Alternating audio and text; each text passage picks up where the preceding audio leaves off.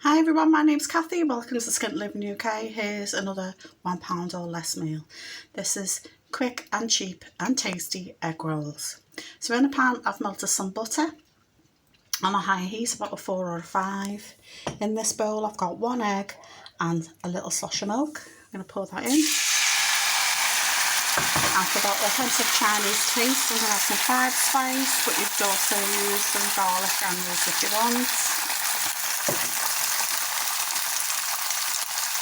And while the eggs are still a bit runny, use a tortilla wrap. I've got these little ones. These are 69p for 8 in Aldi at the moment, but the full size ones are £1. This is all they had in stock today, so this is what I'm using. So put that over. I'm using the spatula to make it stick, and I'm going to cook it further for a couple of minutes. Then I flip it over and brown it for about 30 seconds, and then you end up with something like this, which looks like an omelette, but the tortilla's on the reverse, and you can fill it with things like ham, cheese, sliced chicken, and then roll it up and slice it up.